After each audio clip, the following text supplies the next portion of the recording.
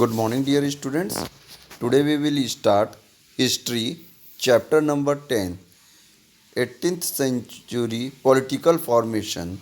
Okay, in this chapter, we are going to read about how the Mughal Empire declined and how the some new states like Bengal, Awadh came, and how the Maratha, Sikhs and Jat gained their powers.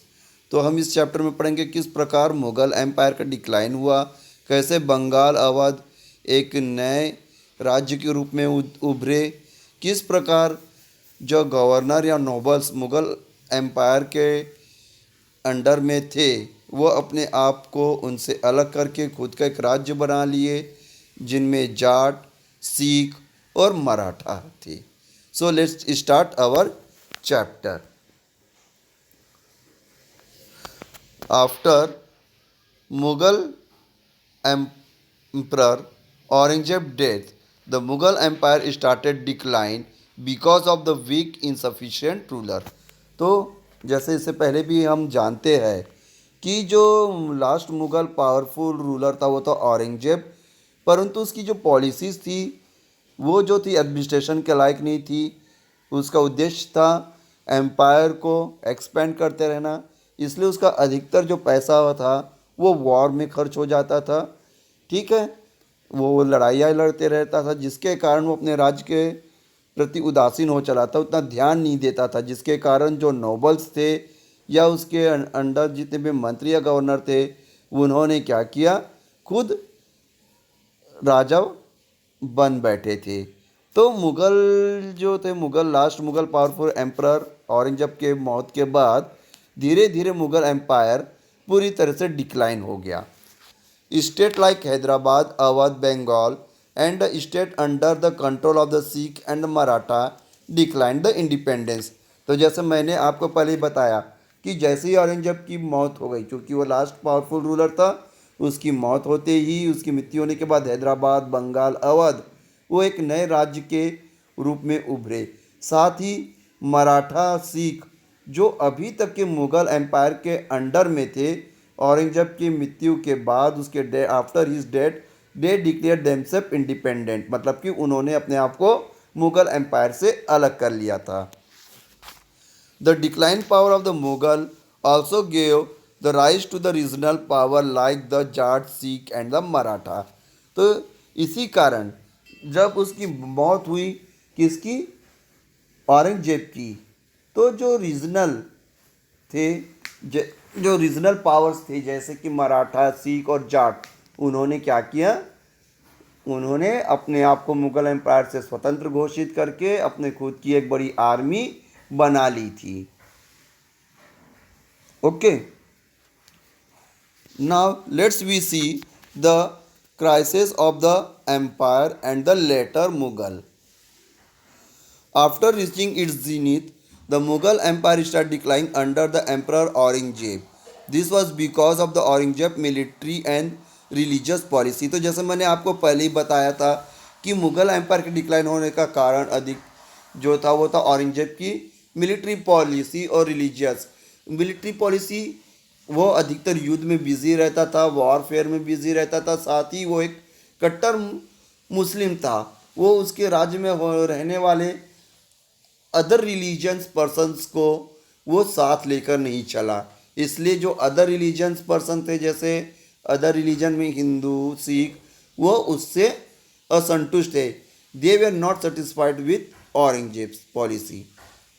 Under his succession the efficiency of the imperial administration broke down. It became the difficult to check the governor and mansabdar. तो औरंगजेब की military campaign में busy रहता था, जिसके कारण वो अपने nobles और गवर्नर्स के ऊपर कंट्रोल नहीं रख पाया.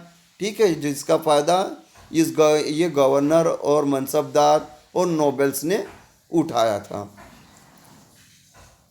In the midst of this crisis, Nadir Shah invention 1739 and the inventions of Afghan ruler Ahmad Shah Abdali between the 1748-1761 weaker the Mughal Empire. तो जैसे औरंगजेब की जो पॉलिसी थी वो मिलिट्री वॉरफेयर की थी, साथ ही रिलीजियस था। और इस बीच जब ये मुग़ल एम्पायर का डिक्लाइन हो रहा था तो इसी बीच जो था नादिर शाह ने आक्रमण कर दिया, ठीक है, 1739 में। साथ ही जो अफ़गान रूलर थे अहमद शाह अब्दाली, उन्होंने भी हमारे देश के ऊपर 1748 और 1761 में हमला किया, जिसके कारण जो मुग़ल एम्पायर था और वीक होता चला गया। Nobility was divided into the two major groups, Iranis and the Turis. For the long time, the later Mughal emperor were puppets in the hands of the either one or the other of these two powerful groups. तो जो groups थे वो ईरानी और Turkish थे। Decline होते Mughal empire के decline होते ही और मतलब औरंगजेब के मृत्यु होने के बाद बाकी जो मुगल्स थे वो उतने पावरफुल नहीं थे, ना तो एडमिनिस्ट्रेशन ठीक से संभाल पाए, ना ही मिलिट्री अपनी। तो इस कारण क्या हुआ, ये जो बहुत सा भाग था जो मुग़ल एम्पायर का वो ईरानी और तुर्किस के हाथ में चला गया। Okay, now the dear students, let's we see about the emergence of the new state. जैसे मैंने पहले ही बताया था कि मुग़ल एम्पायर के डिक्लाइन होते ही हैदराबाद, बंगाल और अवध ऐसे कुछ स्टेट्स जो नए स्टेट्स बन के उभरे हुए। With the decline of the Mughal authority, the governor consolidated their authority. Broadly speaking, the states were divided into the three overlapping groups: Old Mughal province like Awadh, Bengal, and Bihar. So, in this way, we see how the Mughal, after decline of the Mughal Empire, the three states like Awadh, Bengal, all these came in the power. ठीक है, Hyderabad states which enjoyed constitutional independence like Watan, Jahangir and the several Rajput principalities, and the large groups including the states like Maratha, Sikh, Jats. तो Mughal empire के decline होने के बाद हैदराबाद जो था उसने सबसे ज़्यादा फ़ायदा उठाया। उसके जो नोबल्स थे उन्होंने उसके वहाँ के जो नोबल्स थे, जो भी रेवेन्यू आता था, टैक्स आता था, वो अपने पास रखते थे। साथ ही मराठा और सिख्स जैसे जो छोटे ग्रुप थे जो मुग़ल एम्पायर के अंडर में थे पहले, अब उन्होंने भी इसका फ़ायदा उठाया और अपने आप को उनसे अलग घोषित करके खुद का एक राज्य बना लिया था। तो हम इसमें देखते कि ओल्ड मुग़ल प्रोविंस में आपका इट इंक्लूड अवध, बंगाल और हैदराबाद। ठीक है, तो जो ओल्ड मुग़ल एम्पायर के अंडर में आपका आता था प्रोविंस, मतलब उस समय प्रोविंस स्टेट को ही कहा जाता है, तो उसमें अवध, बंगाल और हैदराबाद थे। Hyderabad state was founded by Nizamul Mulk Asaf जहाँ। तो हैदराबाद की जो फाउंडेशन जो थी वो किसके द्वारा रखी गई थी? निज़ामुल मुल्क असफ जहाँ के द्वारा उसका फाउंडेशन रखा गया था। किसका? मुग़ल है अपना हैदराबाद का। Constantly engage in the strongly against the Maratha, जो मराठा के विरुद्ध बहुत एक शक्तिशाली शासक बन के उभरा, मतलब कि मराठाओं को उसने कई बार युद्ध में हरा चुका था। अवध वॉज फाउंडेड बाय ब्रह्मन उल मुल्क सदत खान इन 1722। और अवध जो डायनेस्टी थी या अवध का जो राज्य था वो सदत खान के द्वारा उसकी नींव रखी गई थी, जो मुग़ल एम्पायर के डिक्लाइन होने के बाद बनी। The rich weevil plain allowed the development of this region. जैसे मालूम है कि आपका ये जो है जो हैदराबाद वगैरह ये जो अपने जो एरिया है वो कावेरी रिवर वहाँ से फ्लो होती है साउथ से, तो एक रिच डेल्टा बनाती है, फर्टाइल डेल्टा बनाती है, जिसके कारण ये राज्य बहुत ही समृद्ध था। ठीक है, उस राज्य को बहुत सा टैक्स मिलता था क्योंकि उस रिवर के रूट से जो भी बिजनेस होता था। Okay, now the dear students, let's we talk about the watan jagir of the Rajput. जागीर मतलब जो किसी की सल्तनत हो, राज्य। Many Rajput kings particularly those belonging to the Ambar and Jodhpur had several under the Mughal with the distinction। तो देखिए जैसे अकबर के समय से वो होता है कि कुछ राजपूत भी ऐसे थे राजस्थान के, खासकर अंबर और जोधपुर के, जो मुग़ल के कोर्ट में सर्विस दे चुके थे या उनके राज्यसभा में मंत्री रह चुके थे। They got the considerable autonomy and thus they called the वतन जाट। तो उनको पास इतना राइट्स था, मुगल एम्पायर ने उन्हें इतना राइट्स दे रखा था कि वो एक प्रकार से हम ये कह सकते थे कि वो वहाँ के पूरे एडमिनिस्ट्रेटिव को संभालते थे एक राजा के रूप में। तो इसी कारण जो उसकी इस पोस्ट को कहा गया था वतन जागीर। मतलब कि मुगल एम्पायर ने उन्हें एक प्रकार से कह सकते प्रेजेंट के रूप में दे दिया कि भाई आप जो इस एरिया पे आप हमारी तरफ से शासन कर सकते हो। The Maratha expansion after the 1740 put the restriction on the growth of the Rajput.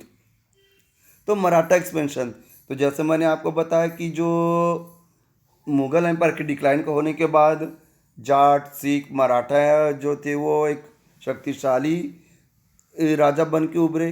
तो जो मराठा थे उन्होंने राजपूत के ऊपर क्या क्या कंट्रोल करना शुरू कर चुका था, क्योंकि राजपूत जो थे वो धीरे धीरे अपनी पावर बढ़ाते चले जा रहे थे मिलिट्री एक्सपेंशंस के द्वारा। अब हम बात करते हैं the Sikh. Seek across the power under the Guru Gobind Singh, who inspired the Khalsa with the belief that their dynasty was the rule।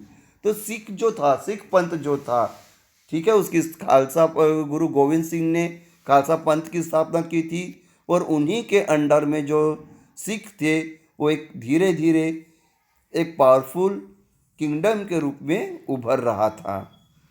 The Maharaja Ranjit Singh reunited the Sikh as a powerful group and established the capital at Lahore in 1799।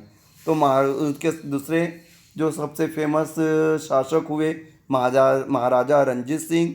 तो जो मुगलों ने सिख के ऊपर बहुत control करके रखा था, उन्हें एक प्रकार से हम कह सकते उन्हें एक अपने अधीन करके रख दिया था।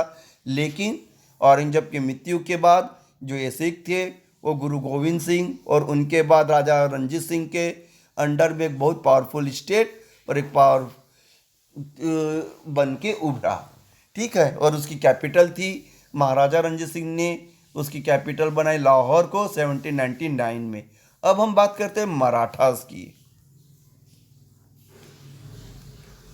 Maratha kingdom arose under the Shivaji. After Shivaji death Peshwa lead the Maratha empire. तो जो मराठा एम्पायर था उसका मेन फाउंडेशन हम ये कह सकते हैं कि शिवाजी महाराज ने रखा, ठीक है। वो मराठा के सबसे एक पावरफुल और एक वेल एडमिनिस्ट्रेटिव को मेंटेन करते थे। और साथ ही उनकी मृत्यु के बाद जब शिवाजी की मृत्यु हुई तो पेशवा उन्होंने मराठा शासन की बागडोर अपने हाथों में ले ली थी। Maratha collected the huge revenue from the taxes of churches of Sardeshmukhi and their contempts. तो मराठाओं को जो थे वो चर्च से ज़्यादा टैक्स मिलता था, ठीक है। और उन्होंने सिखों के ऊपर भी कंट्रोल करना शुरू कर दिया था, तो वे उनसे भी टैक्स के लेते थे, या हम ये कह सकते हैं रेवेन्यू कलेक्ट कर लेते थे, जिसके कारण उन्होंने अपने आर्मी को अपने किलों को और मजबूती प्रदान की। Maratha chiefs included the Peshwa Scindia Gaekwad and Bhonsle. Their territory touched near the Delhi in its peak stage.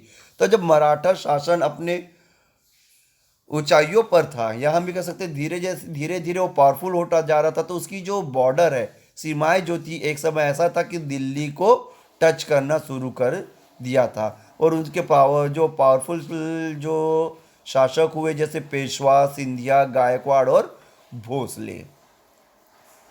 अब हम बात करते हैं Jat. Jat were powerful in the area near the Delhi under the leadership of the Churaman.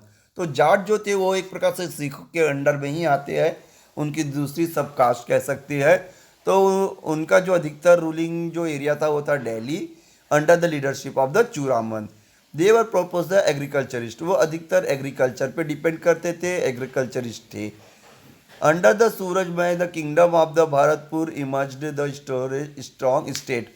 तो सूरजमल नाम के जो राजा हुए या शासक हुए, ठीक है, उनकी किंगडम थी भरतपुर जो राजस्थान में आता है, ठीक है।